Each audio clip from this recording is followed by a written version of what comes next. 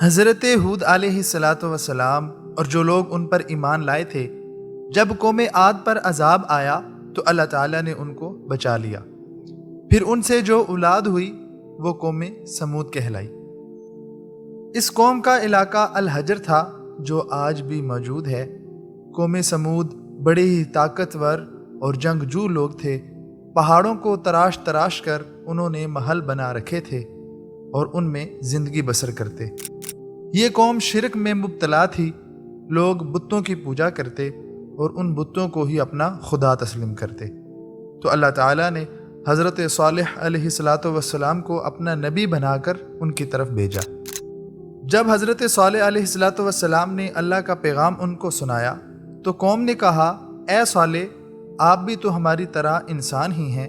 ہم وہی کریں گے جیسے ہم نے اپنے باؤ اجداد کو کرتے دیکھا۔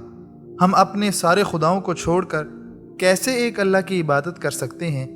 ہاں، اگر آپ ہمیں کوئی معجزہ دکھا دیں جس سے ہمیں یقین ہو جائے اور ہم آپ پر ایمان لے آئیں۔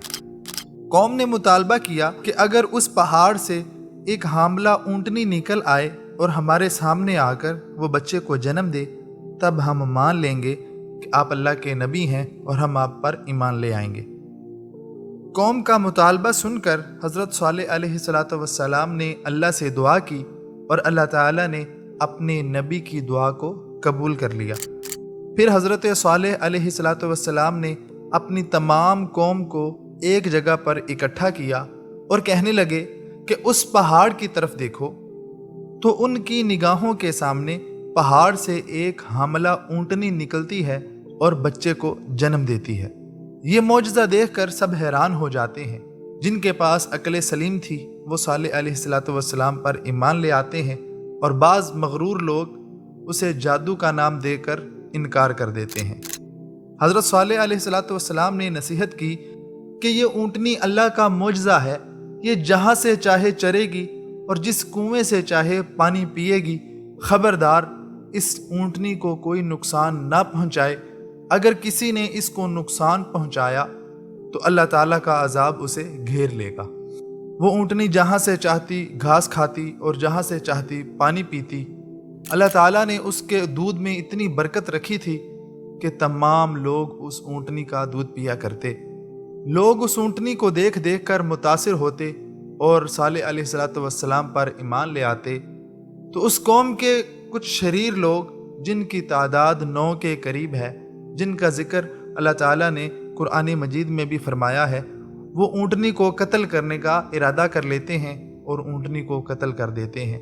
اس اونٹنی کا بچہ جس نے اپنی ماں کو قتل ہوتے ہوئے دیکھا تھا، وہ پہاڑوں کی طرف بھاگ نکلا اور وہاں پر جا کر 3 مرتبہ وہ بلبلایا، جس پر صالح علیہ السلام کہنے لگے، اے میری قوم، اب تمہارے پاس صرف 3 دن کا وقت ہے۔ 3 دن کے بعد اللہ تعالیٰ کا عذاب نازل ہو جائے گا۔ لوگوں نے صالح علیہ السلام کا مذاق بنایا اور آپ کو بھی قتل کرنے کا ارادہ کر لیا۔ جب اس مہلت کا پہلا دن شروع ہوا تو تمام قوم کے چہرے زرد ہونا شروع ہو جاتے ہیں۔ دوسرے دن تمام لوگوں کے چہرے سرخ ہونا شروع ہو جاتے ہیں۔ جب تیسرا دن طلوع ہوتا ہے تو ان تمام لوگوں کے چہرے سیاہ ہو جاتے ہیں۔ بعض کہتے ہیں کہ یہ صالح علیہ السلام کا جادو ہے، لیکن بعض کے دل میں یہ بات آ جاتی ہے کہ صالح علیہ السلام کی کہی ہوئی بات کہیں سچ نہ ہو جائے۔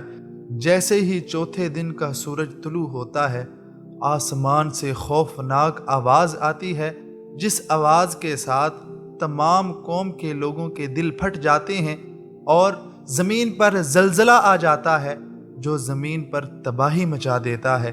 حضرت صالح علیہ السلام ان کو 3 دن کی مہلت دینے کے بعد خانہ کعبہ میں چلے جاتے ہیں اور اپنے ماننے والوں کو لے کر خانہ کعبہ میں پناہ گزیر ہو جاتے ہیں۔